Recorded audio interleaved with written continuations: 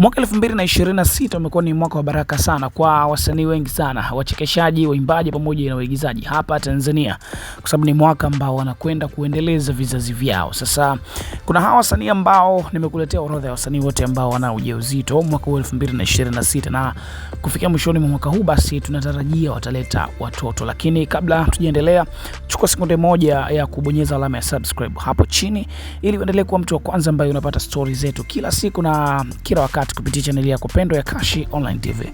Sasa anazungumza dada mbea wa taifa ambaye hivi sasa ameendelea kuwa mbea zaidi kupitia mitandao yake ya kijamii. Hapa namzungumzia Karim Story ambaye alipoulizwa kwenye interview yake kuwataja wanawake ama mastaa ambao hivi sasa wana ujauzito humu nchini Tanzania, basi akaweza kuwataja watu wafuatao. Kwanza akamtaja ni Zuchu ambaye ni mke wa Diamond Platnumz ambaye tunafahamu walifunga ndoa, pamoja na kwamba hatukuiona lakini wamefunga ndoa.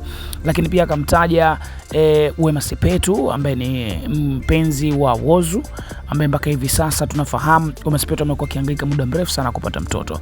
Lakini pia Zailisa ambaye alikuwa ni mke wa Manara, tunafahamu baada ya kuachana Manara ameenda kwa mwanaume mwingine naye pia ni mjamzito. Mtu mwingine anayetajwa pia ni Vidora, mpenzi wa Kiredio. Tunafahamu pia amemaliza chuo mwaka jana, lakini hivi sasa anatajwa pia kama mjamzito kuelekea mwaka huu kumaliza mwaka 2026.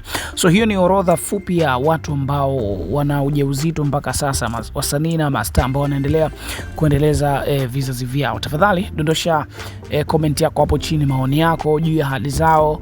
Unahisi watoto watakao kuja kuzaliwa watakuja kuendeleza vipaji vyao ama itakuwaje? Usisahau kusubscribe channel hii.